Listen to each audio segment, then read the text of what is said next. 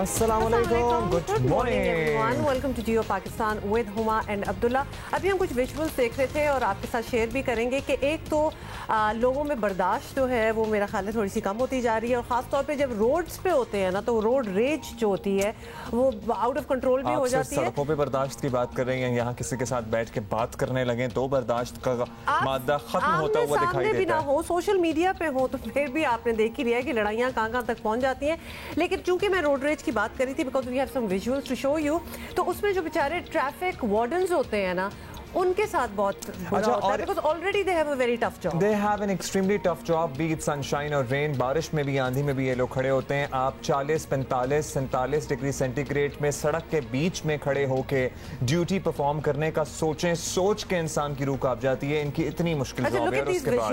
उसके बाद जनाब सड़क पे कोई वाकया हो जाए, कोई किसी को रोक ले एज इन ट्रैफिक वार्डन्स में से, उस पे लोग ज़बानी बदतमीजी तो करते ही हैं, वो तो रोजाना दसियों वाकयात होते होंगे, लेकिन ये तो एक्सट्रीम केस है। अच्छा जी, ये जो लड़कियां आप खवातीन देख रहे हैं ये वार्डन को मार रही हैं, चप्पलों से मार रही हैं, नॉट जस्ट एनीथिंग। रेज का आप जरा आलम देखें, क्योंकि इनको जिस गाड़ी में ट्रैवल कर रही थी तो इनके वालिद साहब को रोक दिया गया ऑब्वियसली, तो वो भी थोड़े से झड़पे होंगे, अभी वो भी दिखा रहे हैं साथ, और साथ ये तीनों भी पड़ गई और इतनी बेदर्दी से मारा, फिर पकड़े गए ये तीनों, आपको दिखा भी रहे हैं इधर। बिकॉज इनको हिरासत में ले लिया गया, इनके वालिद साहब को हिरासत में ले लिया गया। अच्छा, देख के बिल्कुल नहीं लगता कि बिल्कुल नहीं, मुझे लगा कोई गलती हुई है, बट देन खूंखार साबित हो सकती हैं ये खबरें। मुझे थोड़ा सा फ्रैंकली डर ही लग रहा है, तो don't go by the looks, बहुत ही खतरनाक भी हो सकती हैं, तो लिहाजा this is what happened. Where did it happen by the way? Pindi I guess ये वाला, और इससे पहले लाहौर का वाकया भी, ये बिल्कुल पिंडी का वाकया था। इससे पहले लाहौर का वाकया एक और था, एक खातून जो थी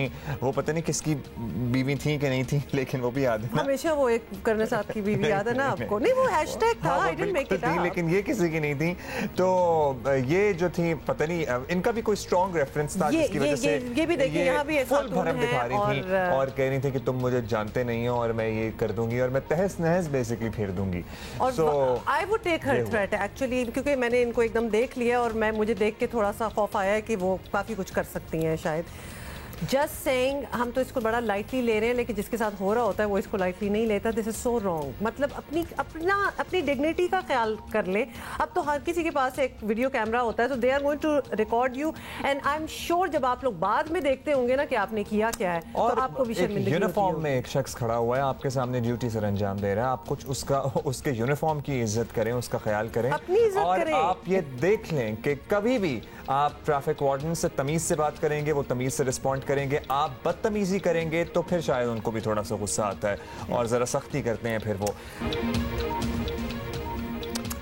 तो ये हम आपको दिखाएंगे। वैसे खूबसूरत जगह लग रही थी, आपको पता है ना दुबई कुछ करता है तो वो अनरियलिस्टिकली खूबसूरत चीज लगना स्टार्ट हो जाती है, जैसे ये असल में है ही नहीं लेकिन असल में ही होती है। अच्छा, कल हम ये बात कर रहे थे ना कि अगर दुबई आप जाना चाहते हैं, जैसे कि अब इतनी ज़बरदस्त अट्रैक्शंस आ रही हैं और खुल भी गई हैं जो पुरानी अट्रैक्शंस थी, तो बहुत से लोग सोच रहे हैं कि कहीं जाएं, तो आपको उसके लिए प्री रिक्विजिट है कि 72 घंटे पहले अपना कोविड का, कोरोना का टेस्ट कराना होगा। लेकिन at the same time the latest development is के ऑलमोस्ट तमाम इंटरनेशनल फ्लाइट्स ने अपने जो पाकिस्तान से पैसेंजर्स ले रहे हैं उनके लिए ये अब मैंडेटरी कर दिया है कि कोविड-19 नेगेटिव होंगे तो वो ट्रैवल कर सकते हैं। वैसे भी यही होना चाहिए, कैसे पॉजिटिव में ट्रैवल कर रहे हैं, एनहेंस्ड सर्टिफिकेशन कि आपको 72 आवर्स पहले अपना टेस्ट करा के प्रूव करना है कि आप नेगेटिव हैं। Anyway, more on that later. पहले तो आप जरा आपको कराची में बिजली की सिचुएशन से आगाह करें, जो कि बहुत कम है एक्चुअली। कराची में बिजली का बहरान हल करने के लिए खुद मैदान में आ गए हैं और शायद इस बार कराची वालों का कुछ भला हो जाए। We are hoping for that. वज़ीर आज़म ने के इलेक्ट्रिक हुकाम को तलब कर लिया है और वज़ीर आज़म इजलास की सदारत करेंगे खुद, जिसमें उन्हें के इलेक्ट्रिक के मामलात पर ब्रीफ किया जाएगा। 2 रोज़ पहले काबीना इजलास में भी के इलेक्ट्रिक का मामला ज़ेर बहस आया था। बिलावल भुट्टो के इल्ज़ामात का भी जिक्र हुआ। वफाकी वज़ीर फैसल वाउडा ने बिलावल भुट्टो की बातों को खुद पीपल्स पार्टी के खिलाफ चार्जशीट करार दिया और यही बात उन्होंने असेंबली फ्लोर पर भी कही। पूरी चार्जशीट पीपल्स पार्टी के ऊपर ही उन्होंने खड़ी कर दी है। के इलेक्ट्रिक का सौदा हो रहा था, गवर्नमेंट पीपल्स पार्टी की थी, तो जो उनका इंटरनल ऑडिटर था मोहम्मद अबीन राजपूत, वो इंटरनल ऑडिटर जो था उसी को एमडी लगा दिया। तो एमडी आपने लगाया तो फिर गिला फिर हमसे किस बात का कर रहे हैं?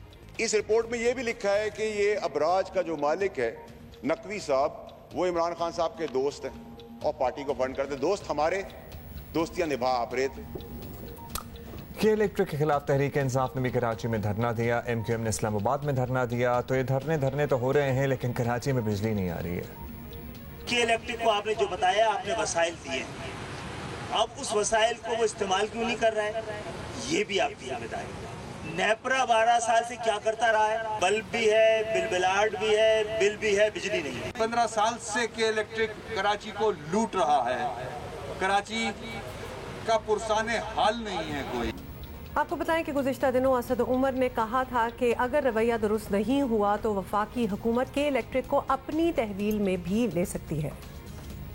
अगर इस तमाम मदद के बावजूद आप कराची के अवाम के मसाइल बिजली के ताल्लुक से हल नहीं कर पाएंगे तो हम दूसरी तरफ नहीं देखेंगे, कानून की पूरी ताकत इस्तेमाल करेंगे।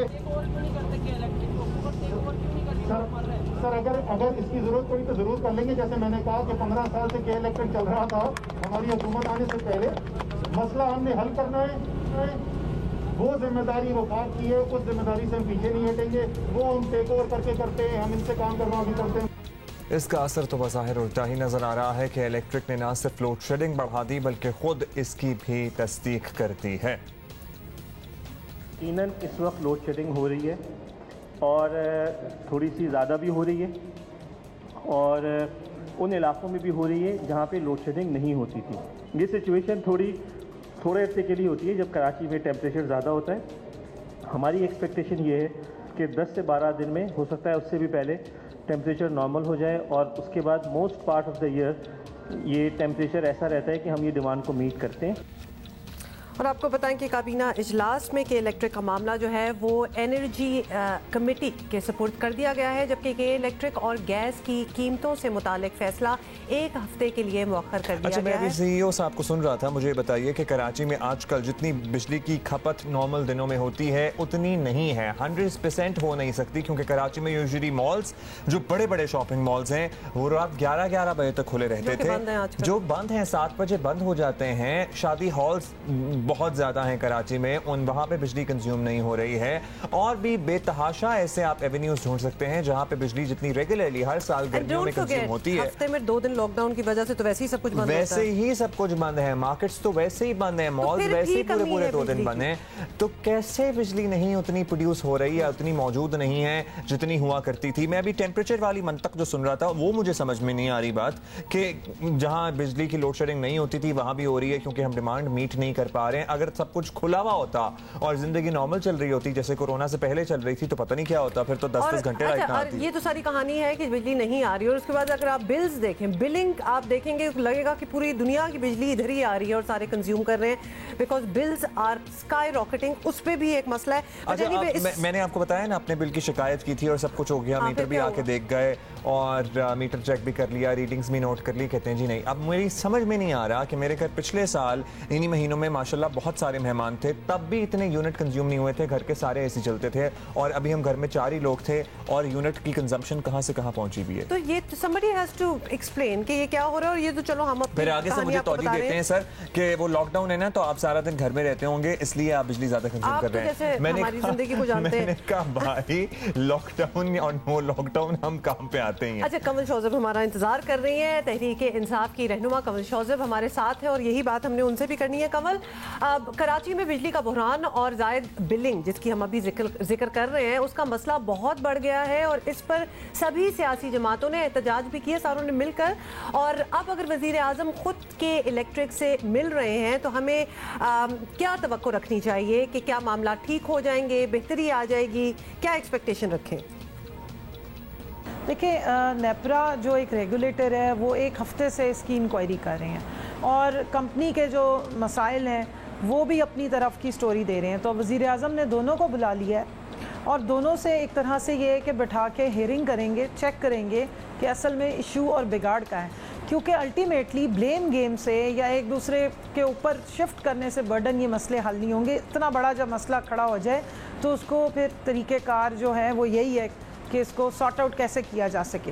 तो इसलिए वज़ीर आज़म ने इस पर पूरा नोटिस भी लिया है और कोशिश कर रहे हैं कि इसको हम एमिकेबली सॉर्ट आउट कर दें और देखें कि जहाँ पे वफाक के जहाँ तक उसका हदूदों के यूद हैं और जितना हमारे इख्तियारात हैं उससे बाहर हमें कितना जाना है और उसके अंदर रहते हुए हम कितने अच्छे तरीके से इसको कर सकते हैं। तो मुझे पूरी उम्मीद है इंशाअल्लाह ताला इसमें बेहतरी लाई जाएगी और सिस्टम को ठीक करने की, फिक्स करने की, पहले इशू और प्रॉब्लम आइडेंटिफाई किया जाए कि कहाँ कहाँ मसला आ रहा है। कैपेसिटी के सीरियस चार्जेस हैं, डिस्ट्रीब्यूशन लाइंस के प्रॉब्लम है, ट्रांसमिटर्स का प्रॉब्लम है, ट्रांसमिशन लाइंस का प्रॉब्लम है, ये इश्यूज़ हैं।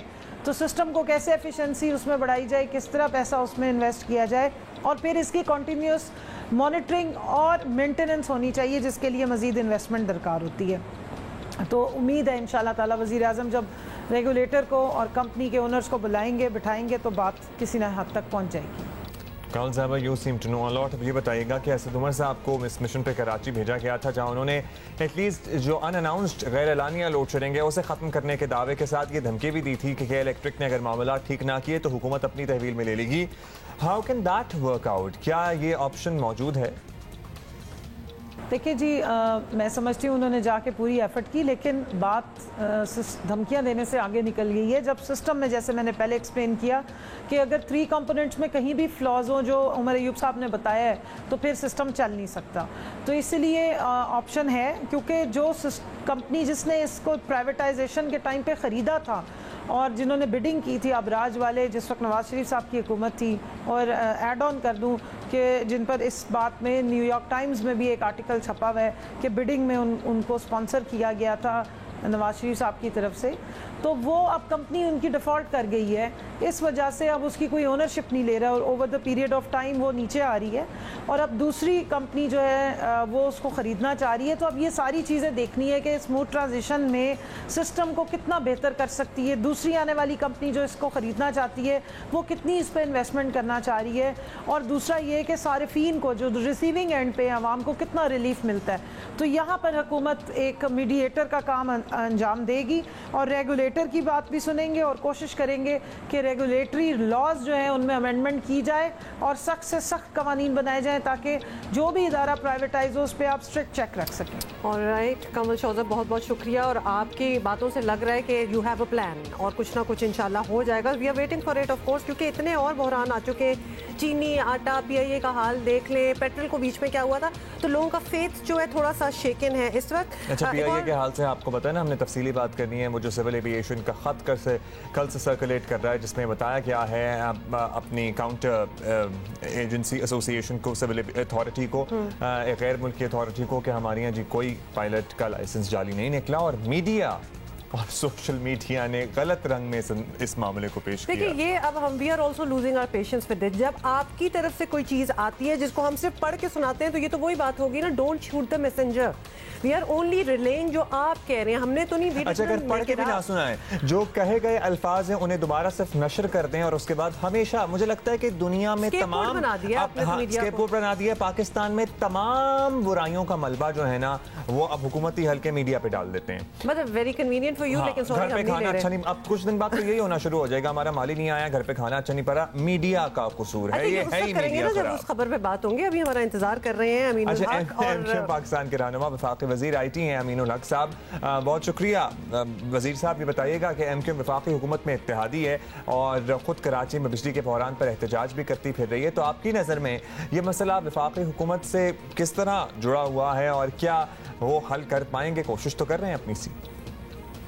MKM पाकिस्तान तहरीक इंसाफ के सबसे बड़े इत्तेहादी है, लेकिन यह बात भी ध्यान नशीन रखना होगा कि MKM अलग तंजीम है जिसकी अलग सोच, अलग मंशूर, अलग नज़रिया भी है, और इसलिए MKM कराची के अवाम के साथ कंधे से कंधे मिलाकर खड़ी होती है।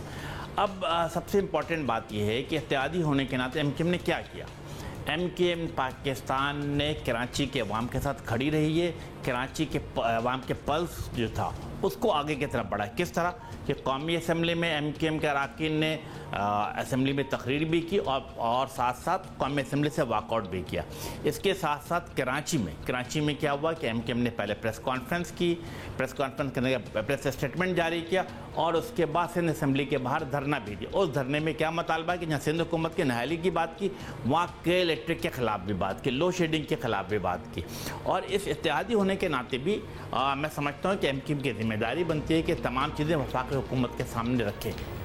अच्छा अमीनुल हक साहब, आपसे ये भी पूछना चाहेंगे कि MQM कराची की नुमाइंदगी की दावेदार होने के साथ साथ कराची पर भी हुक्मरानी करती रही है, तो के इलेक्ट्रिक का मसला आज का तो ऑब्वियसली है नहीं, कितने अरसे से इसका जिक्र हो रहा है? जब हम ये शो नहीं भी करते थे सुनते तो रहते थे कि कराची का क्या हाल है बिजली के हवाले से, तो क्या इस पूरे मामले में MQM की अपनी कोई गलती नहीं है? देखिए जी, मैं समझता हूँ कि KMC का के इलेक्ट्रिक के साथ कोई लेना देना नहीं है, और यकीनन हम पिछले 4 साल से लोकल गवर्नमेंट जिसे कहते हैं 85% मैंडेट कराची में MKM के पास है। लेकिन जहाँ तक के इलेक्ट्रिक का ताल्लुक है, हर फोरम पे MKM पाकिस्तान ने उनके ख़िलाफ़ आवाज़ उठाई है। और आप सबसे इम्पोर्टेंट बात क्या, आप ये देखें कि MKM ने वफाकी हुकूमत के पास जब गई और जब वज़ीर आज़म से मुलाकात होने से पहले हमने असद उमर से मुलाकात की, उसके बाद वज़ीर आज़म से भी हमारी मुलाकात हुई, तो वज़ीर आज़म के सामने हमने क्या रखा? कराची की भयानक लोड शेडिंग के हवाले से गुफ्तगू की। और मैं समझता हूँ कि यस, MKM पाकिस्तान वफाकी हुकूमत की मशकूर है कि उन्होंने MKM की बात बड़े गौर से सुनी और क्या किया। सबसे पहला ऑर्डर क्या किया कि जो 650 मेगावाट के इलेक्ट्रिक को मिला करता था उस मेगावाट की तादाद बढ़ाई और उसे 800 मेगावाट तक लेकर गए। दूसरा कि के इलेक्ट्रिक को साउदर्न स्वी गैस से 140 यानी 140 MMCDF गैस मिला करती थी। MKM के दरख्वास्त पर वफाकी हुकूमत ने क्या किया कि उसको 280 MMCDF पे लेके गए। इससे कम अज़ कम कराची के मुकम्मल तौर पर लोड शेडिंग तो ख़त्म नहीं हो सकी, लेकिन उसमें कमी ज़रूर आई है। और MKM पाकिस्तान यकीनन वफाकी हुकूमत से मुसलसल राब्ते में, ताकि कराची के लोड शेडिंग के निज़ाम को बेहतर से बेहतर किया जा सके। बहुत बहुत शुक्रिया हमसे बात करने का अमीनुल हक साहब। अब we will leave it up to the viewers to decide कि ये मामला सही होने वाला है, क्योंकि बिजली तो जा रही है, लोड शेडिंग भी हो रही है, गैर एलानिया भी हो रही है। अच्छा, आप कुछ कराची की बात कर रहे हैं, लेकिन let's not just remain Karachi centric. आप अपने शहरों की सूरत हाल हमें प्लीज़ बताइएगा। आज जियो पाकिस्तान लिख पे ट्वीट करके हमें लिख के बताइए कि आपके शहर में बिजली कितनी आ रही है और कितनी लोड शेडिंग हो रही है। इन द मीन टाइम, जहाँ लोड शेडिंग का आप सोच भी नहीं सकते, उधर आपको ले जाते हैं और आपको बताएं कि दुबई में एक मैन मेड आइलैंड है जी, मसनूई जजीरा बन रहा है, जो कि पूरा दुबई ही मैन मेड है, आपको तो पता ही है। एनीवे, बट ये एक स्पेशल चीज़ है ना अब्दुल्ला, दिस इज डिफरेंट। तो जी इस साल अक्टूबर तक जो है उसको खोल दिया जाएगा, और उसकी क्या स्पेशल बात है, यहाँ 1 किलोमीटर सड़क पर सारा साल बारिश होगी। एक सड़क उन्होंने बना दी है, उस पर व्हेनेवर यू वॉक और व्हाटएवर, तो उस पर बारिश होती ही माशाल्लाह। रहेगी। वैसे टिकटॉक पे पाबंदी की तो हम बात कर रहे हैं, लेकिन टिकटॉकर्स के लिए एक आइडियल मकाम होगा। जितने गाने शाने शूट कर रहे हैं आप वहाँ कर सकते हैं। और स्नो प्लाजा में बर्फबारी होती रहेगी, तो सिर्फ बारिश नहीं है, अगर आप बारिश से उकता गए हैं तो फिर बर्फबारी के मजे लीजिए। सिफ्त आरिफ हमारे कॉरेस्पॉन्डेंट हैं, वो तो ये एंजॉय कर रहे हैं। उनको देखते हैं।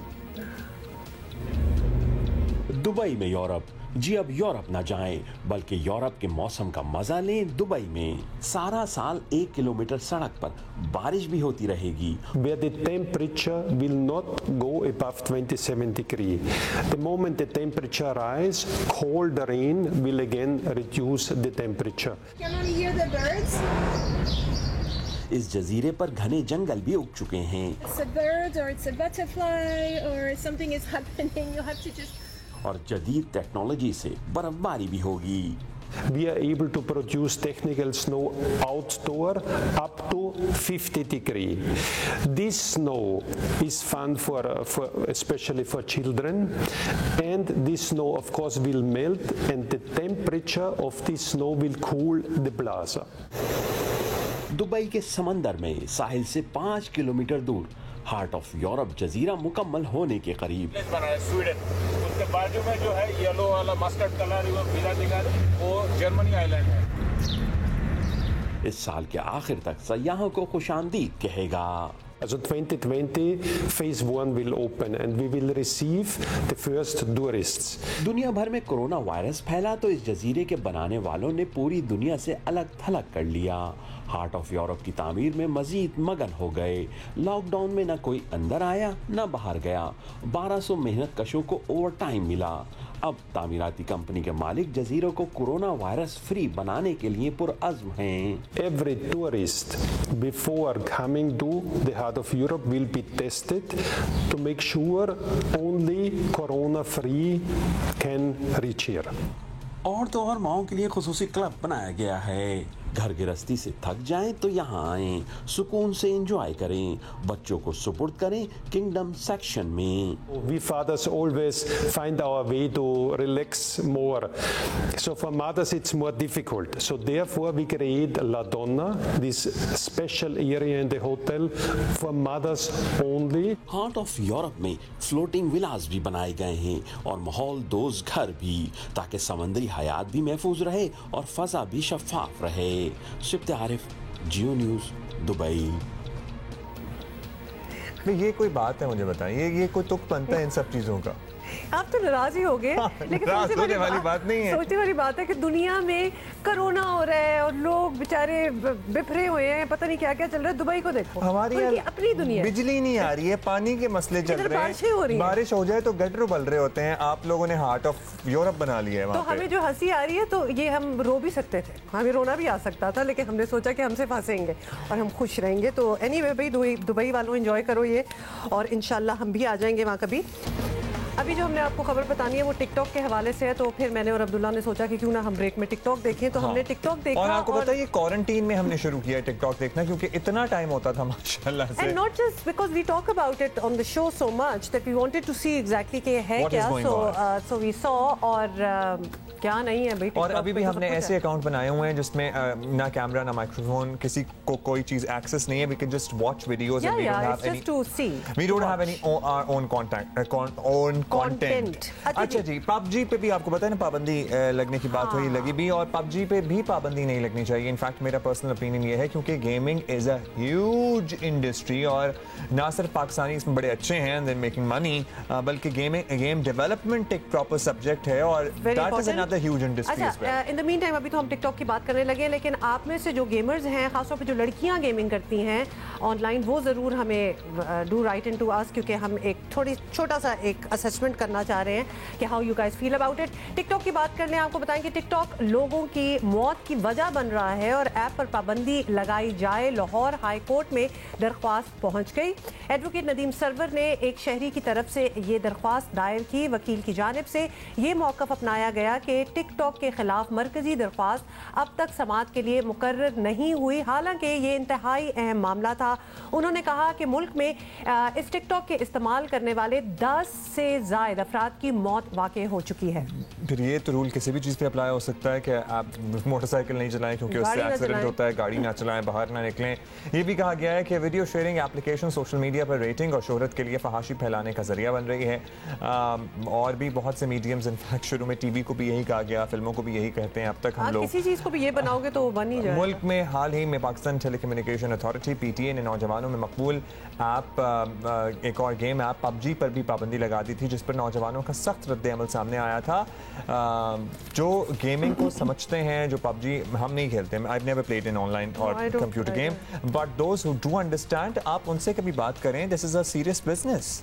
वैसे मैंने ऑनलाइन टेनिस बहुत खेली और ऑनलाइन टेनिस में मैं स्टार हूँ, मैं इतना बता दूँ। I am so good by the way, I can beat you. Online जरा हल्के से बोला करें ना, ताकि वैसे ही टेनिस में मैं स्टार हूँ। अच्छा जी, टिकटॉक स्टार फिलहाल हमारे साथ है, Malik Usman has joined us, और आपसे हम ये पूछना चाहेंगे मलिक उस्मान के लाहौर हाई कोर्ट में दरख्वास्त दायर की गई कि टिकटॉक के बायस लोगों की जिंदगियां जा रही हैं, खुदकुशियां हो रही हैं और whatever reasons there are, तो इस ऐप से फहाशी को भी फरोग मिल रहा है, ये भी कहा गया। आप इससे इत्तेफाक करेंगे? जी, मैं टिकटॉक को एक फैमिली ऐप बनाना चाहता था कि लोगों के चेहरों पर मुस्कुराहट लाना चाहता था। मैं एक हफ़्ते में 1-2 वीडियो सबक आमूद बनाता हूँ, कोई नात पे बनाता हूँ, तो मैंने मिक्स जो है ना लोगों को हंसाते और दीन की वीडियो भी बनाने वाला काम शुरू किया हुआ था, लेकिन कुछ लोगों ने इसका नाजायज़ फ़ायदा उठाया और उस फहाशी पर उतर आए। अब मेरा यकीन करें कि मेरा भी दिल नहीं करता कि मैं भी वीडियो बनाऊं, क्योंकि लास्ट वीक से मैं कुछ वीडियोस नहीं बना रहा, क्योंकि जब भी मैं ऐप खोलता हूं कि कुछ लोग बहुत ही गलत कर रहे हैं। इस लिहाज से मैं गवर्नमेंट के साथ हूं, मैं उससे इत्तफाक करता हूं। अच्छा मलिक उस्मान, हुकूमत ने ऐसी ही बुनियादों पर मोबाइल गेम पबजी वगैरह पर भी पाबंदी लगाई थी, अगर इसी तरह टिकटॉक पर भी पाबंदी लग जाए तो क्या ख्याल है आपका? आई एम श्योर आप लोग और भी टिकटॉकर्स से राब्ते में होंगे, क्या आप लोग कोई एहतजाज करेंगे या आप लोग खामोशी से कबूल कर लेंगे इस फैसले को? टिकटॉक के ज़रिए हम बहुत सारे दीनी काम लेते हैं, लोगों के चेहरे पे मुस्कुराहट लाते हैं और हम ब्रांड की एड वगैरह करते हैं। बहुत सारे अच्छे काम जो हैं हम टिकटॉक के ज़रिए करते हैं। तो कुछ लोगों की वजह से जो टिकटॉक पे फाहिशी फैला रहे हैं, तो हमें चाहिए कि टिकटॉक को बंद करने की बजाय इसको रेगुलराइज किया जाए। अच्छा, ये भी बताएं कि टिकटॉक पाकिस्तान में एक बहुत मकबूल एप्लीकेशन है, it's a widely used app, और आप यहाँ इसके एक बड़े मकबूल फनकार भी हैं, इसीलिए हमने आपको इनवाइट भी किया। तो टिकटॉक में ऐसी क्या ख़ास बात है कि इसने दूसरे तमाम सोशल मीडिया ऐप्स को बिल्कुल पीछे छोड़ दिया है and everybody wants to be on TikTok? जी, इसमें ख़ास बात ये है कि ये 15 से 30 सेकंड के क्लिप में बहुत बड़ा मैसेज दे सकते हैं, अच्छे अच्छे कंटेंट बना सकते हैं। कुछ लोगों के लिए फ़ायदा ये भी है कि वो इतने वसाइल ना होने के बावजूद भी वो इस ऐप से अपना टैलेंट दिखा सकते हैं। इस वजह से ये ऐप ज़्यादा तरक्की कर गई है दूसरे सोशल मीडिया के नेटवर्क से। एक्चुअली ये हमने बहुत ज़्यादा दफ़ा नोट किया और बात भी की है हम और मैं, कभी कोई वीडियो देख रहे हैं तो आई थिंक आपको नज़र आ जाता है कि कितने मुश्किल हालात में लोग ज़िंदगी गुजार रहे हैं, लेकिन फिर भी खुश हैं, वीडियोस बना रहे हैं। अच्छा मालिक साहब, सुना है कि टिकटॉक के ज़रिए आप और दीगर स्टार्स शोहरत के साथ साथ आमदन भी आपकी हो जाती है। आपने अभी खुद ही जिक्र किया कि ब्रांड्स की इंडोर्समेंट वगैरह हो जाती है, तो टिकटॉक की जानिब आने का मकसद यही था या फिर बस ऐसे एंटरटेनमेंट के लिए आए थे और इससे इतनी कमाई हो जाती है कि सफिशेंट रहे घर के लिए?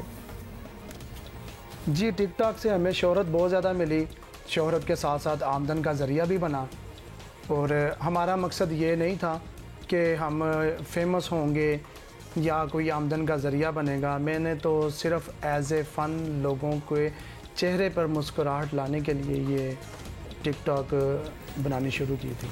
बहुत शुक्रिया मलिक उस्मान, और बड़ा मुश्किल काम भी है इतनी गर्मी में तैयार होकर सड़कों पे घूम के। हाँ, लेकिन बड़ा आपको और फिर साथ साथ कंसिस्टेंट भी रहना है, क्योंकि आप एक टिकटॉक बना के 6 महीने बाद दूसरी नहीं बना सकते। मतलब you have to overload of content आपको देना है, विच इज चैलेंजिंग। बहुत शुक्रिया मलिक उस्मान। लेकिन अब हम बात करेंगे टिकटॉक के खिलाफ पाबंदी के दरख्वास्त गुजार के वकील नदीम सरवर ने हमें ज्वाइन किया है। अब नदीम सरवर, अभी हमारी मलिक उस्मान टिकटॉकर से भी बात हो रही थी, ठीक ठाक ही काम है, कोई इतनी बुराई भी नहीं है इसमें। तो लाहौर हाई कोर्ट में आप टिकटॉक के खिलाफ दरख्वास्त ले गए।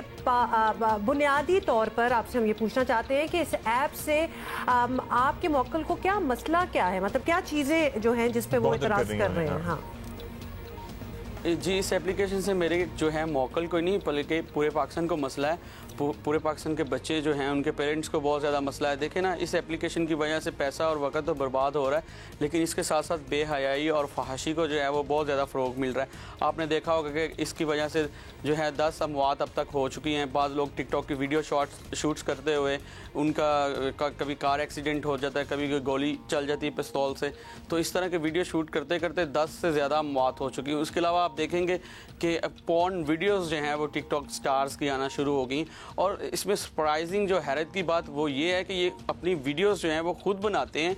आपने देखा कोई फोर्सफुली तो नहीं बनाता, अपनी वीडियो खुद बनाते हैं और फिर उनको इस पे मुख्तलिफ प्लेटफॉर्म्स पे शेयर करके, और सिर्फ इस मकसद के लिए कि उनको पॉपुलैरिटी मिले, फेमस मिले, फेम मिले और फ़ैन फॉलोइंग उनकी बढ़े, इसलिए वो अपनी वीडियो शूट करते हैं और फिर उनको खुद ही वायरल करते हैं। अभी आपने पीछे रिसेंटली देखा होगा कि एक लड़की है, उसने अपनी एक टिकटॉक स्टार तो नहीं है, मतलब एक टिकटॉक यूज़र हैं, उसने वीडियो बनानी थी और 3 लोगों के साथ उसने वीडियो बनानी थी और वो शूट के लिए गई तो उसका रेप कर दिया गया।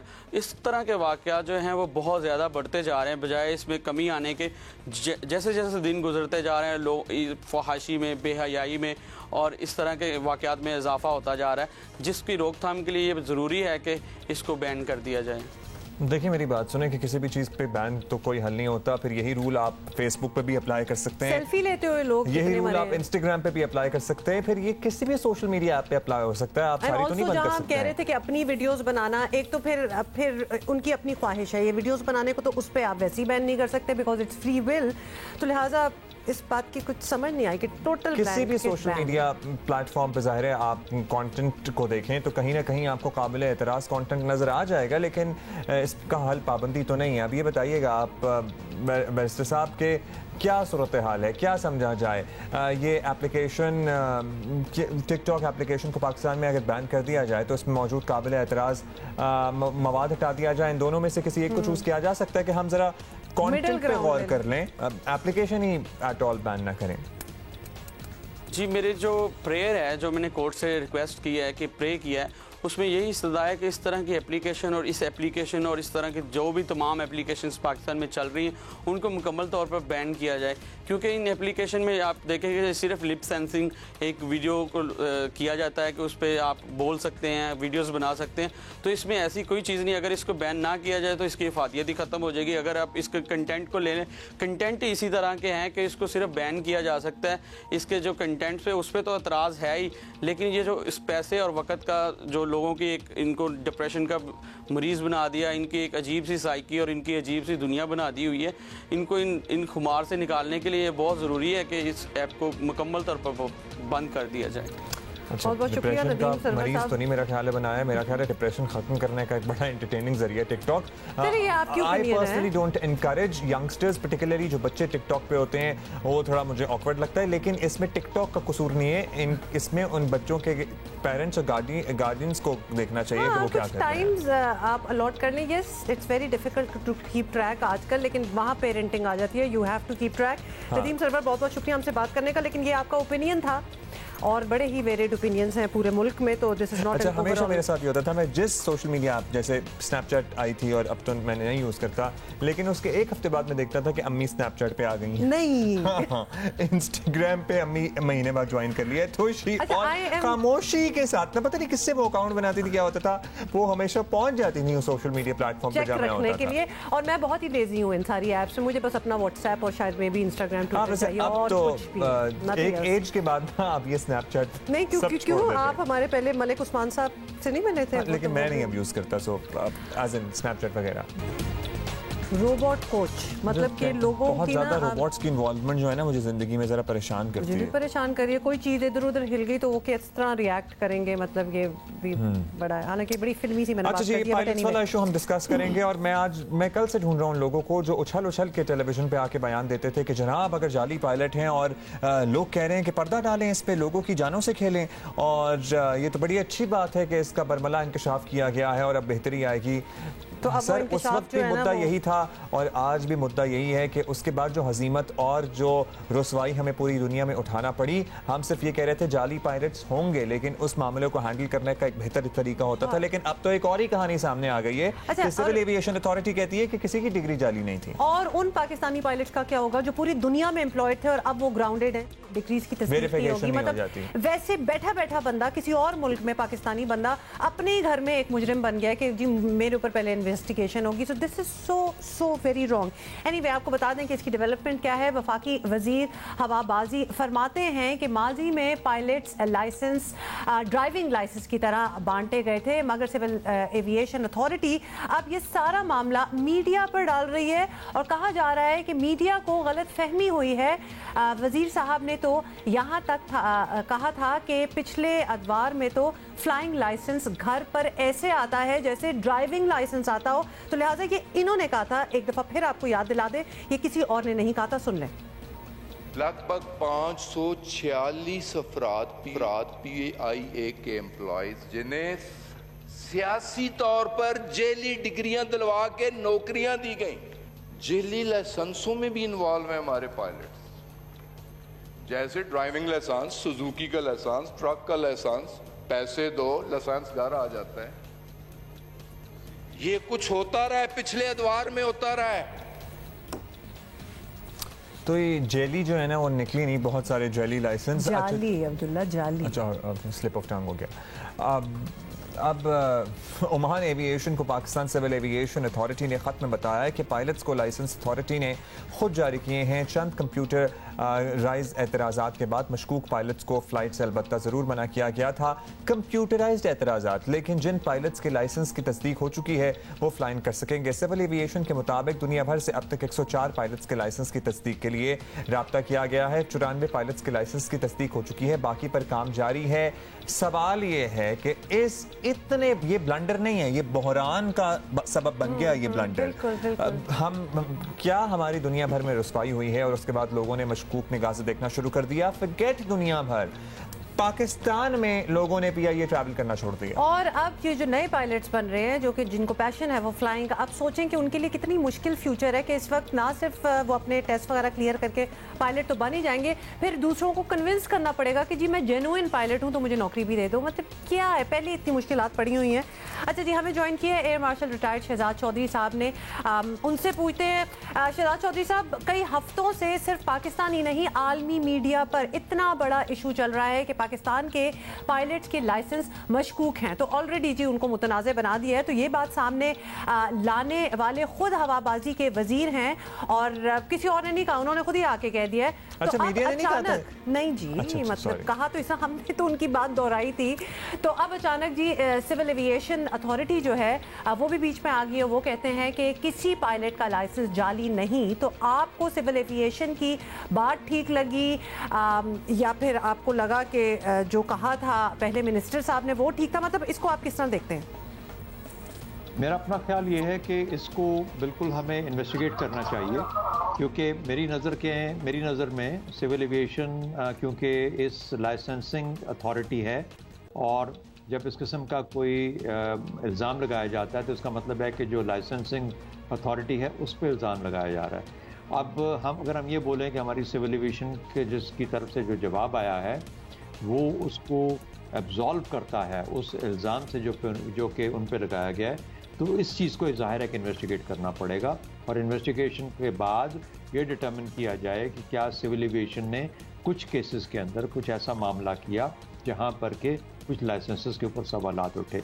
अब उसकी वजह ज़रूरी इसलिए है कि जब आप इतने सारे पायलट्स हैं, इतने इंजीनियर्स हैं जिनके लाइसेंसेस का मामला है और वो सिर्फ पाकिस्तान इंटरनेशनल एयरलाइन या पाकिस्तानी एयरलाइंस के साथ मुतल्लिक नहीं है बल्कि इंटरनेशनली भी डिप्लॉयड हैं, तो मेरा ख्याल है बहुत ज़रूरी है कि जल्द से जल्द इस किस्म के मामलात को इन्वेस्टिगेट करके उसका जो सही पोजीशन है उसको सामने लाया जाए। तो मेरा ख्याल है कि सिविल एविएशन की बात का डिफेंस उनका जो है वो अपने तौर पे है, लेकिन वो चूंकि इसके अंदर भी इल्ज़ाम है उन पे, तो वो खुद से तो अब उनका जो कहना है उसको हम नहीं मानेंगे। हम कहेंगे कि इन्वेस्टिगेशन होनी चाहिए और उसके बाद उसका फैसला होना चाहिए।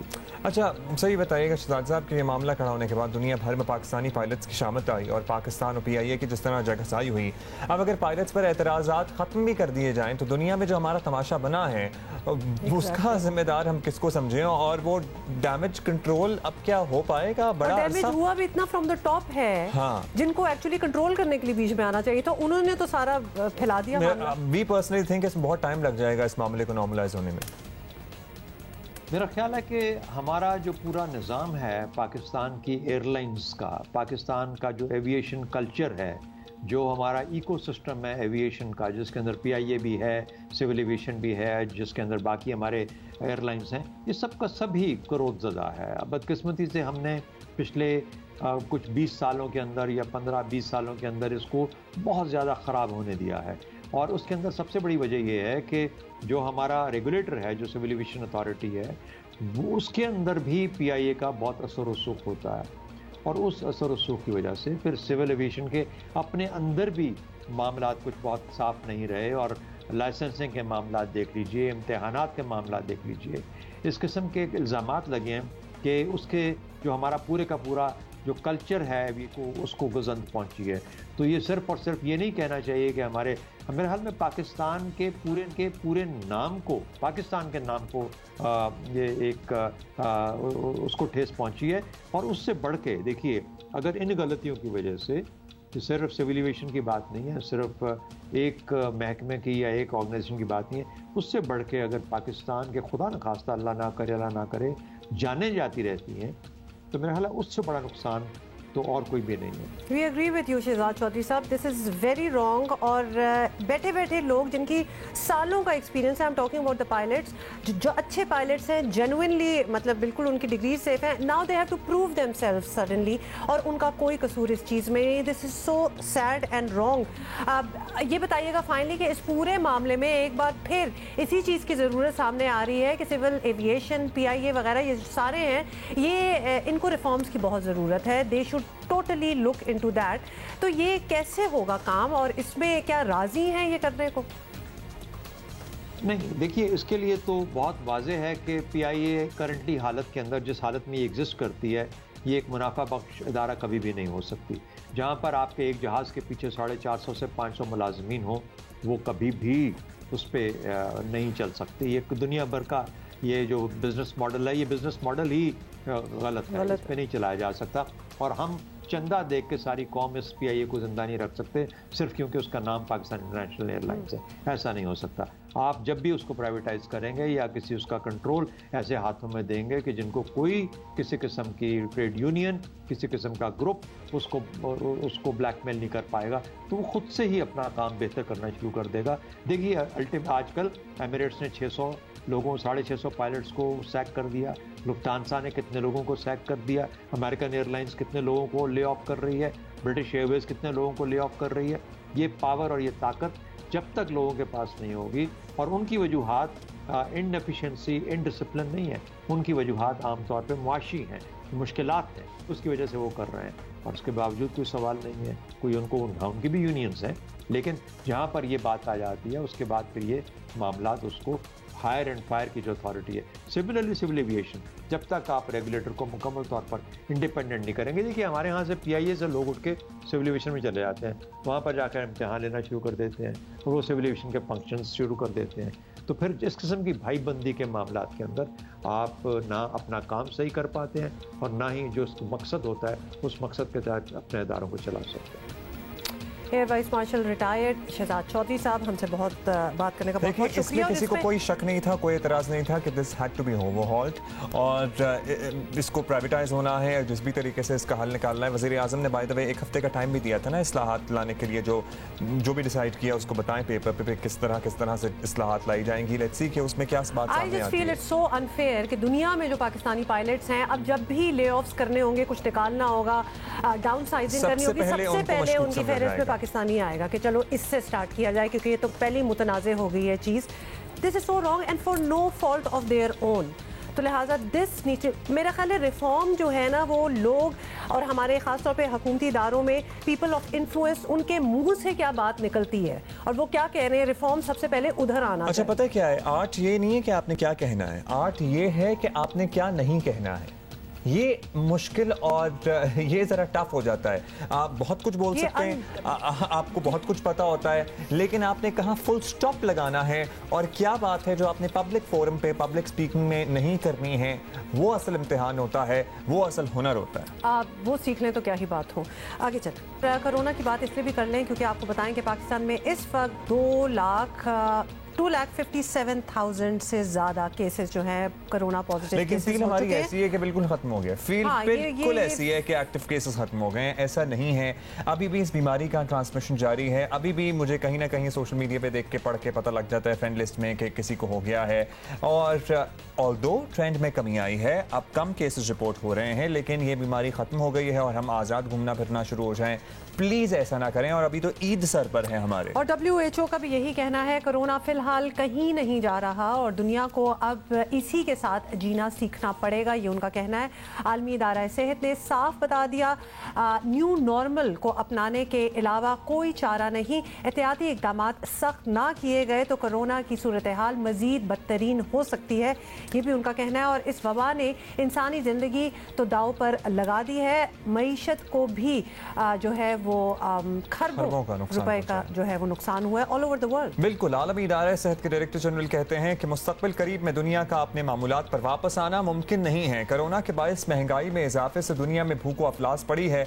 अक़वाम मुत्तहिदा को खदशा है 2030 तक 2030 तक दुनिया से गुर्बत और भूख खत्म करने का मंसूबा मुकम्मल नहीं हो सकेगा। दुनिया का हर 9 में से 1 शख्स आज भूख और अफलास का शिकार है। आज दिन पहले मुश्किल हालात कम थे कि अब ये बीमारी की वजह से भी अफलास और गुर्बत में और इजाफा हुआ है। साबिक सरबरा PKLI डॉक्टर सईद अख्तर हमारे साथ मौजूद हैं। PKLI एक ऐसा इदारा है जहां अभी भी बेहतरीन तरीके से कोरोना मरीजों का इलाज किया जा रहा है। बहुत शुक्रिया डॉक्टर साहब। आलमी इदारा सेहत ने खबरदार किया है कि कोरोना अभी कहीं नहीं जा रहा और जो ममालिक कोरोना से बचाव के लिए इक़दाम से पीछे हट रहे हैं वो अपनी पॉलिसी पर नज़रसानी करें, because this has to be the new normal. तो पाकिस्तान भी इस वक्त स्मार्ट लॉकडाउन के मुख्तलिफ फेजेस हैं। क्या इस तरह कोरोना पर कंट्रोल किया जा सकता है और क्या हमें समझ लेना है कि हमें इसी तरह से अब जिंदगी गुजारना होगी? देखिए, ये जो WHO ने जो बात कही है, ये बहुत सच्ची बात की है और हमारे पास जो एविडेंस है इस वक्त वो यही है कि जिन कंट्रीज़ में भी मर्ज ज़रा कम होना शुरू हुआ और उन्होंने ज़रा सा भी अपना गार्ड लूज़ किया तो बीमारी दोबारा वापस आना शुरू हो गई, जिसकी बड़ी ग्रोस एग्जांपल जो है वो अमेरिका के अंदर है। इस वक्त एक बहुत मेजर सर्ज अमेरिका में वापस आ रही है। तो ये बिल्कुल सच्ची बात है कि हमें अपने गार्ड्स को लूज़ नहीं करना है और हमें इंतहाई एहतियात करनी है, जो SOPs हैं उनको फॉलो करना है। और इसमें हमारा जो सबसे बड़ा कंसर्न है as a health care provider वो है कि ये जो ईद आ रही है अभी, इस पे अगर फिर एक नई वबा फूट पड़ी जैसे छोटी ईद पे हुई थी तो ये हमारे लिए एक बहुत बड़ा मसला बनेगा। ये अल्लाह का शुक्र है जो कि हमारे अभी मर्ज़ के जो नंबर्स हैं वो कम होने शुरू हो गए हैं, लेकिन इस पे हमें अपने गार्ड्स को लूज़ नहीं करना है। SOPs को बहुत स्ट्रिक्टली फॉलो करना है और इसमें जो हमारी डॉक्टर्स हजरात की जो रिकमेंडेशन है वो ये है कि अगर जितनी ज़्यादा इज्तिमाई कुर्बानी हो, इंडिविजुअल गैदरिंग कम से कम हो, जो ये जो मंडी है मवेशियों की, इसके अंदर बहुत स्ट्रिक्ट किस्म के SOPs फॉलो करें। तो यहाँ पे इस दफ़ा थोड़ा सा गवर्नमेंट को अपनी रिट दिखानी पड़ेगी ताकि ये बीमारी वापस ना आ जाए। इस पॉइंट पे ये कहना कि नहीं ये मर्ज़ ख़त्म हो रहा है ऐसा ऐसा पाकिस्तान में, ये बड़ी खुशाइन बात है। और ये जो हमने लॉकडाउन किया हुआ है, स्मार्ट लॉकडाउन जिसे कहते हैं, इसी को हमें कंटिन्यू करना चाहिए और हमें अपने जो नंबर ऑफ टेस्टिंग उनको बढ़ाना चाहिए। डॉक्टर साहब ये भी बताइएगा कि आलमी इदारा सेहत की गुजारिशात अपनी जगह, लेकिन इस न्यू नॉर्मल को अपनाने में ऑब्वियसली वक्त तो लगेगा और लोग तो अभी तक नहीं समझ रहे इस बात को। फिर हमें कारोबार वगैरह भी खोलना है, कितनी देर तक सब कुछ बंद रह सकता है, तो क्या मुनासिब SOPs के साथ ज़िंदगी रवा दवा करना एक बेहतर पॉलिसी होगी? तो ये ज़रूर आप बता दें कि किस तरह हो सकता है और ख़ास तौर पे किस तरह कन्विंस किया जाए आवाम को, लोगों को कि ये न्यू नॉर्मल अपना लें। अगर हम प्रॉपर SOPs को फॉलो करें तो पैरेलल स्केल पे कुछ ना कुछ ज़िंदगी चलाई जा सकती है और इसमें कहीं भी कोई हेल्थ केयर ना पाकिस्तान में ना दुनिया में ये रेकमेंड कर रहा है कि लॉकडाउन इसका सोल्यूशन है फॉर एवर। लॉकडाउन एक बड़ा लिमिटेड टाइम के लिए होता है, फुल स्केल होता है, उसमें आप मर्ज को कंटेन करते हैं, लोगों को आइसोलेट करते हैं, उसके बाद उनको ट्रीट करते हैं। देखें ये वायरस जो है ये कोई इंडेफिनिट इसकी लाइफ नहीं है, ये 14 दिन का इसकी ज़िंदगी है। 14 दिन में या तो मरीज़ मर जाएगा या वो वायरस जिस मरीज़ में है वो क्योर कर देगा। अब अगर वायरस को तलाश है एक और नए होस्ट की, अगर हम वो उसके होस्ट ट्रांसमिशन का साइकिल ब्रेक कर दें तो इंशाल्लाह इस वायरस से डील करना मसला तो होगा, लेकिन कोई बहुत इम्पॉसिबल टास्क नहीं है। बहुत बहुत शुक्रिया डॉक्टर साहब हमसे बात करने का। डॉक्टर सईद अख्तर हमसे बात कर रहे थे और अमेरिका से उन्होंने कहा कि हम सबको सबक हासिल करना चाहिए। अमेरिका में ज़रा कुछ कम हुए केसेस तो लोगों ने इजी लेना शुरू कर दिया, पहले ही कौन से सीरियसली ले रहे थे और उसके बाद एकदम इतना स्पाइक आया है केसेस में कि अमेरिका में रोजाना अब सैकड़ों डेथ्स रिपोर्ट हो रही हैं। अमेरिका में तो ऑलमोस्ट गुस्से में आके लड़ाई करके लोग मास्क नहीं पहन रहे, खासतौर पे जो प्रेसिडेंट ट्रंप को फॉलो करते हैं, और क्योंकि वो नहीं पहनते तो ये लोग भी नहीं पहनते। लेकिन वहाँ की वीडियोस अगर आप देखें तो आप खौफजदा हो जाएं और खुद पहनना शुरू कर दें मास्क। तो कबीर हुसैन हमारे साथ मौजूद हैं, फिल्म मेकर हैं, वीडियोग्राफर हैं। कबीर, ये आइडिया कैसे आया? और मेरी आपसे जब इस सेगमेंट से पहले बात हो रही थी तो I was really surprised to know कि आपके पास 1960s की भी वेडिंग वीडियोस पहुंचाई हैं लोगों ने। उस जमाने में वैसे वीडियो किसने बनाई थी? I am very curious to know that. बिल्कुल जी, thank you for having me Abdullah and Huma, it's great to be back on your show. 50s 60s 70s 80s हमें जो रिस्पॉन्स मिला है इट्स बिन अमेजिंग। लोगों के home videos were shot, wedding videos लोगों ने 8mm और 35mm जो हमारी पुरानी फिल्में होती थी उन पे भी शूट करके हमें भेजा हुआ है। And a lot of pictures जो कि लोगों को ढूंढना पड़ा, but because of corona, because of COVID, I guess इतना टाइम है लोगों के पास, they have the ability to go and look and search, और वो अपने ट्रेजर बॉक्स से निकाल के हमें जो चीज़ें भेज रहे हैं। if you hashtag rewind with TVG, so you'll see कि ये एक huge amount of response from people in Pakistan and abroad as well जिन्होंने इस कैंपेन को सपोर्ट किया है। और it's a very simple message भी कि आपका future is very unpredictable, we don't know, लेकिन जो आपकी पास्ट है वी नो कि वो तो it was beautiful. So it's a great time to sit down with your family. सब घर में बैठे हुए, a lot of people are connecting with their family, and to relive their wedding. जबरदस्त। तो कबीर व्हाट एग्जैक्टली मतलब आपकी वो क्या एडिशंस होती हैं जो आप करते हैं? Because although it is very interesting to watch past videos और अपने ग्रैंड पेरेंट्स वगैरह की, it tends to get a little boring also क्योंकि obviously half the people are not there any more, you don't recognise anybody. तो आप क्या twist अपनी तरफ से, इमोशनल भी हो जाता है इंसान, तो क्या आप अपनी तरफ से क्या do you give some, what do you do, give some background music, editing किस तरह आप कर सकते हैं, उसको ज़्यादा इफेक्टिव किस तरह बनाते हैं? अच्छा, एक तो हम once we are done digitizing the films, हम reshoot भी कुछ चीज़ें करते हैं. So we ask the family to view the film जो हमने बनाई है in front of our camera और फिर हम उनकी reactions लेते हैं. Oh nice. Okay. Some of the videos that we've uploaded उसमें जिनकी शादी 43 years या 47 years पहले हुई थी वो दोबारा रोए थे अपनी videos देख के बच्चों के साथ. और उन बच्चों के लिए जिनके माँ बाप you know they were getting married at that age, at that point in time, वो तो unbelievable था because for them it's where it all started from. वहाँ that's the moment where it all started for the kids. और अब तो माशाल्लाह उनके grandkids भी हैं. So we collect videos of them उस ज़माने के and then we reshoot their reactions now. We add in music, we change in the transitions. इसको एक नया पैकेज बना के दे रहे हैं हम. But अच्छा, डेफिनेटली ये ग्रैंड चिल्ड्रन के लिए तो बड़ा ही अनमोल तोहफा होगा to go back in time and be able to, की 40th वेडिंग एनिवर्सरी हो या फिर 25th इवन हो, तो जबरदस्त एक गिफ्ट है जो आप दे सकते हैं.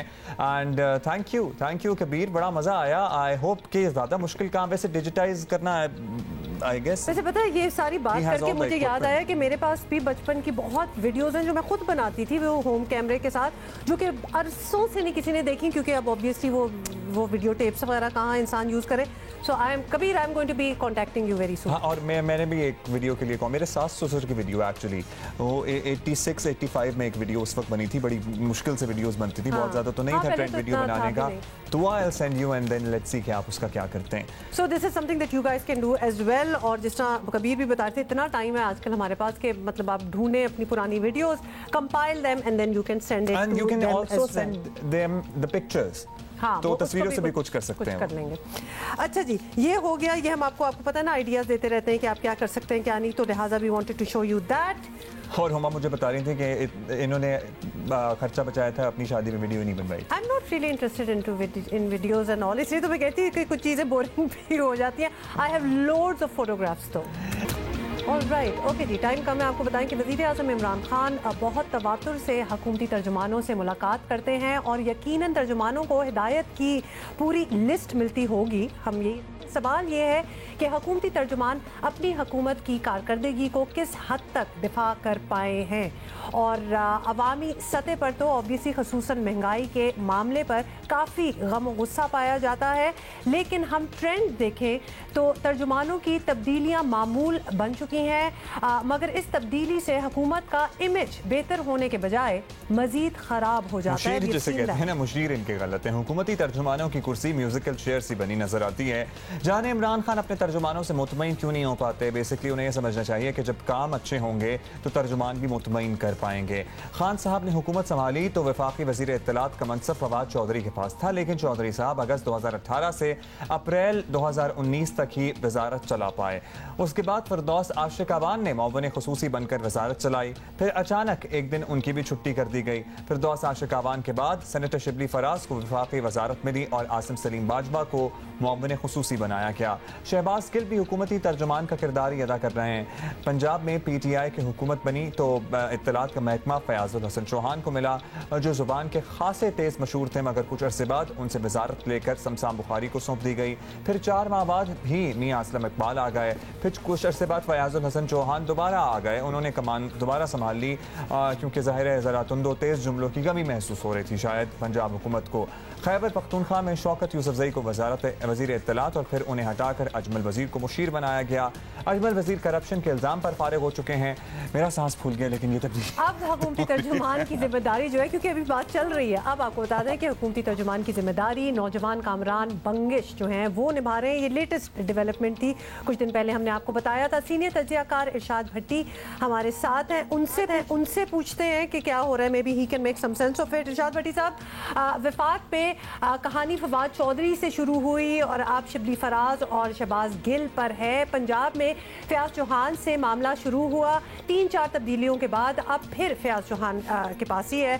अब खैबर पख्तूनख्वा को भी अगर हम चेक मार लें तो शौकत यूसुफजई से बात कामरान बंगिश तक पहुंच गई। ये सिर्फ 2 साल में हुआ है ये सब कुछ मामला, ऑल्दो इट सीम्स लाइक 10 सालों में हुआ है। तो हुकूमती तर्जुमानों की इतनी तब्दीलियां क्यों हो रही हैं? क्या प्रॉब्लम क्या है? इस वजह से कि ये तब्दीली सरकार है और तब्दीली सरकार तब्दीली पर यकीन रखती है और उनको पता है कि nothing is permanent except change. अच्छा, यानी कि चाहे वो आईजी तब्दील करने हो या पंजाब के चीफ सेक्रेटरी तब्दील करने हो या फिर जोक था ना, मतलब ये तो जोक में था, ये जवाब नहीं। अब कहने वाले ये भी कहते हैं कि हुकूमत की परफॉर्मेंस ऐसी है कि तर्जुमानी करना आसान काम नहीं है। आप मुत्तफिक हैं इससे? बिल्कुल करता हूँ, बिल्कुल करता हूँ। उसकी वजह यह है कि एक सादा सी मिसाल इसको करते हैं, लंबे चौड़े वादे दावे नारे भी नहीं बात करते, right people for right job नहीं हुआ ये भी बात नहीं करते, होमवर्क नहीं किया था 22 साल के बाद 22 साल अपोजिशन में रहकर इमरान खान ने उसकी भी बात नहीं करते, कॉन्फ्लिक्ट ऑफ इंटरेस्ट की भी बात नहीं करते, जिनके खिलाफ इमरान खान ने लड़ाइयाँ लड़नी थी या जिन वो उनकी अपनी सफ़ों में आ गए उसकी भी बात नहीं करते, परफॉर्मेंस गवर्नेंस की भी बात नहीं करते। सिर्फ एक सादा सी मिसाल देकर आपको समझाता हूँ कि आपने एक घर बनवाना है और वो आपको कहता है, मालिक ठेकेदार कहता है आपको कि आपको 5 साल में ये मैं जो आपका शाहकार घर है ये मैं बना दूँगा। आप कहते हैं फ़ाइन, आप उसको ठेका दे देते हैं। 22 महीने 23 महीने के बाद 40% वक्त गुजरने के बाद जब आप जाते हैं जगह पे तो वहाँ बुनियादें भी खुदी हुई नज़र नहीं आती। तो फिर आप उसको क्या डिफेंड करेंगे उस ठेकेदार को कि अब क्या हो गया है या क्या हो रहा है? तो ये एक घर बनाना था तब्दीली सरकार ने, हमारी ख्वाहिशों का, उमंगों का, आरजुओं का तब्दीली का घर जो 5 साल में उन्होंने कहा था कि हम बना देंगे, उसकी बुनियादें भी अभी नहीं रखी जा सकी। तो ये इसलिए बड़ी हिम्मत की बात है, दोनों तरफ बड़ी हिम्मत की बात है। एक और मज़े की बात सुने, जो मियाँ मोहम्मद नवाज शरीफ, मरीम नवाज साहबा, शहबाज शरीफ साहब और मुस्लिम हमजा शहबाज जो इनको डिफेंड करते हैं उनकी भी हिम्मत को दाद, जो दूसरी तरफ पीपल्स पार्टी आसिफ अली जरदारी साहब, ओमनी, सिंध गवर्नेंस परफॉर्मेंस उनको डिफेंड करते हैं उनकी भी हिम्मत को सलाम, और जो अपने 23 महीने को डिफेंड कर रहे हैं उनकी भी हिम्मत को सलाम। ठीक है भट्टी साहब, तो जो कह रहे हैं वो कह रहे हैं। बहुत शुक्रिया भट्टी साहब। अभी वैल्यू योर ओपिनियन वो कहते हैं जी, कोई भी पार्टी उठा के देख लें, हुकूमत देख लें या फिर अपोजिशन की कोई जमात देख लें, सभी को डिफेंड करना ज़रा मुश्किल काम है। जो स्पोक्स पर्सन होते हैं ना, तो उनका काम ये होता है कि वो इमेज जो है उसको बरकरार रखें, लेकिन अगर स्पोक्स पर्सन का अपना इमेज जरा अजीब सा होगा तो फिर वो क्या किसी और का इमेज बनाएंगे। बट ऑल्सो इतनी तब्दीलियां करते रहे तो वो image as it is in तब्दीलियों की वजह से खराब हो जाएगा। अच्छा, we are going to see you tomorrow इंशाल्लाह। Alright, see you, have a great day.